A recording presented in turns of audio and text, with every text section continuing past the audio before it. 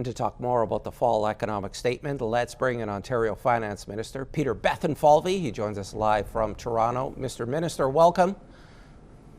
Good to be with you again, Tony. Okay, does this economic statement make life more affordable for Ontarians as we lose those jobs because of U.S. tariffs?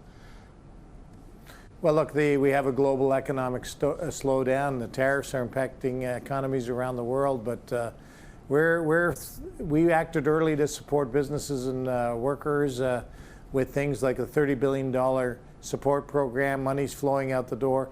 We cut the gas tax and made it permanent, so that's putting money back into people's pockets. And you know, just now we cut the HST on first-time home buyers of new builds by 8%. The federal government's going to do 5%. That's 13% up to $1 million. That's $130,000. It's another example of helping people with affordability, the dream of home ownership, and having that shot at getting a home.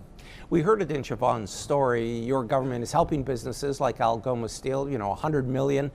Cap paper and Kapuskasing. Growth in the province is going to slow, though. So how do you help those businesses stay afloat, open up new trade markets, and keep the job losses down to a minimum?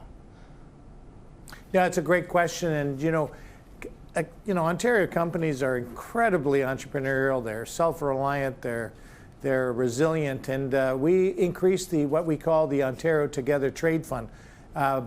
We doubled it from 50 million, tripled it to 150 million. And that's a fund that helps companies that want to retool, find new markets, expand their businesses. So we help them if they've got good business plans. We're putting money in, they're putting money in. It's helping bring jobs back to Canada, frankly, from other jurisdictions. It's allowing for more hiring, and this is targeted primarily to small and medium-sized businesses. But as you said, we're also helping those large businesses like the steel company, Algoma, which supports Sault Ste. Marie and beyond in the north. So we're going to continue to be there to help businesses and workers. Mr. Bethlenfalvy, is there any money for roads? You know, highways 69, 11, and 17. I know this is what you could call a mini budget, right? I think of it more as an update. There's a few things in there, but you know, my big budget, Tony, was in May. We campaigned in February, got elected. We tabled our budget in May. That's the big footprint. You know, we have a $200 billion capital plan, which is part of the update today. So we're updating on the progress on Highway 69, 17, a whole bunch of other highways. We've got almost $30 billion in our capital plan for highways, and we're not going to slow down. We're going to continue to invest in transit and highways. And of course, I'll have my budget out actually in the spring, which isn't too far away. So we'll be able to update you even more of the progress that we're making. Mr. Bethlenfalvy, we only have about 50 seconds left. Rural communities in the north are having difficulty recruiting doctors. The North Shore Health Network is always closing ER rooms. We just got notice another one today. What is your government doing to help those communities? Where do they get service that they need? Well, a couple of things. Absolutely, you've raised a great point, Tony, and you know, we're very seized with that.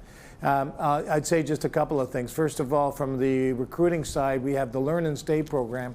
If you study, whether it's Sudbury or at Noisum or at various universities and colleges in the north, in the health sector, and you stay, you learn and stay, we'll pay your tuitions and expenses. We've expanded that to doctors as well.